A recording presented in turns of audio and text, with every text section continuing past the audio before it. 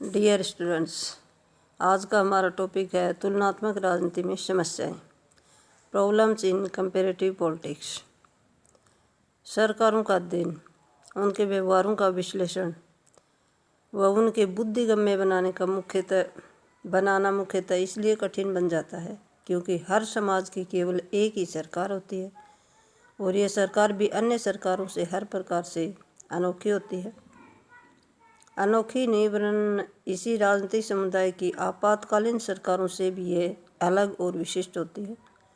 ऐसी एक राजनीतिक व्यवस्था से संबंधित सरकार का अध्ययन ही अपने आप में अत्यंत पेचीदा किस्म का होता है। फिर सरकारों में तो इतनी विविधताएं हैं कि उनकी राजनीतिक विरासतें व संस्थाएं इतनी जटिल और भिन्न होती हैं और उनके अध्ययन व विश्लेषण के लिए उपयुक्त सामग्री व निपुणताएं इतनी बिखरी हुई हैं, विविधताओं वाली हैं कि उनका तुलनात्मक अध्ययन में उपयोग अत्यंत कठिन हो जाता है।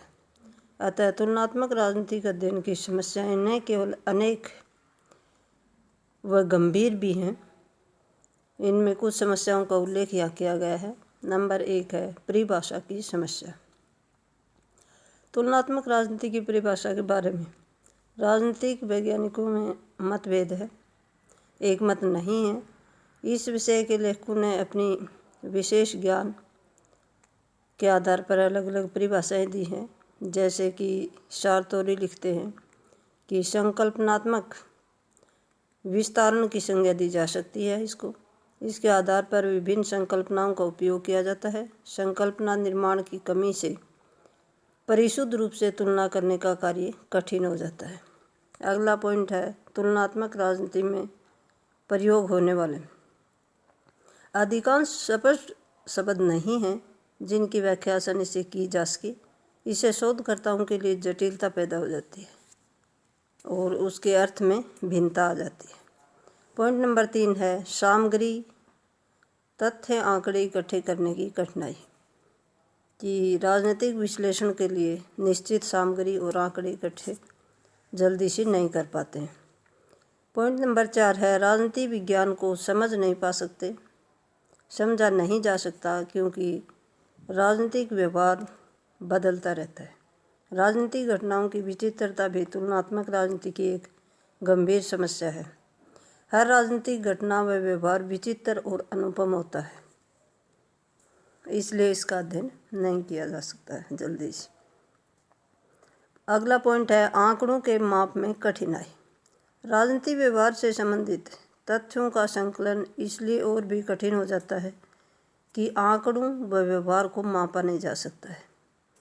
इससे स्पष्ट है कि तुलनात्मक प्रकृति के आंकड़े संकलित करना तुलनात्मक राजनीति के विद्यार्थियों की प्रमुख समस्या है तथा इसका अध्ययन पद्धति के प्रश्नों के साथ गठजोड़ इनको और भी उलझा देता है। तुलनात्मक राजनीति की समस्या की सूची पूर्ण नहीं की जा सकती क्योंकि इसमें समस्याएं इतनी अधिक हैं कि सबकी सूची बनाना संभव नहीं है। समस्याओं के इस विवेचन से इस निष्कर्ष निकाला जा सकता है कि समस्याएं आधारभूत और गौण हैं। तुलनात्मक राजनीति की महत्वपूर्ण समस्याओं का विवेचन ये स्पष्ट करता है कि इसके अध्ययन में कठिनाइयाँ इतनी अधिक और जटिल हैं, परंतु इस सब के बावजूद यह शास्त्र अपनी भाषा और शैली का निर्माण करते हुए विकास करता जा रहा है तथा सामान्यकरण के अनेक प्रयत्न हो रहे हैं। जो नवीन शोध उपलब्ध होते हैं तो तुलनात्मक राजनीतिक अध्ययन अधिक वैज्ञानिक व व्यवस्थित बनता जा रहा है।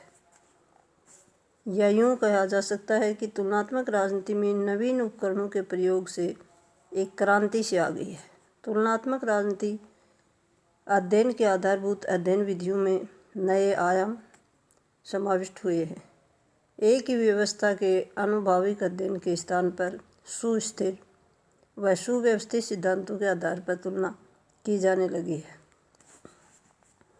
तुलनात्मक राजनीति अध्ययन से विश्व में होने वाली राजनीतिक घटनाओं का अधिक अच्छी तरह से स्पष्टीकरण करना संभव है।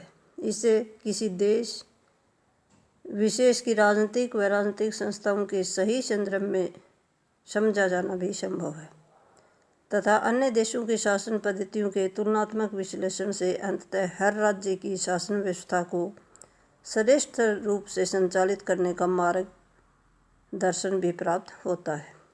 तुलनात्मक राजनीति के समस्याओं के सुझाव दिए गए हैं। तुलनात्मक स्थिति की संख्या में हर संभव वृद्धि की जाए। तुलनात्मक विश्लेषण की तुलना योग्य परिस्थितियों पर ही केंद्रित किया जाए। तुलनात्मक विश्लेषण को प्रमुख परिवर्तनों पर केंद्रित किया जाए। तुलनात्मक राजनीति के महत्व, उद्देश्य, विभिन्न समस्या, उसके समाधान के विस्तृत विवेचन से स्पष्ट होता है कि तुलनात्मक राजनीति की प्रकृति और वर्तमान स्थिति से संबंध में जीन ब्लांडेल ने ठीक ही कहा कि तुलनात्मक सरकारों का अध्ययन अत्यधिक प्राचीन है, सर्वाधिक कठिन और बहुत ही महत्वपूर्ण है और आरंभ से ही मानव के अध्ययन का आकर्षण रहा है। यही कारण है कि राजनीतिक संस्थाओं के साथ ही श्रेष्ठतम चिंतकों का अध्ययन तुलनात्मक राजनीति के अध्ययन की ओर आकर्षित हुआ है और उसके अध्ययन में आने वाली कठिनाइयों को दूर करने के बहुत कुछ सफलता भी प्राप्त कर ली है। Thank you.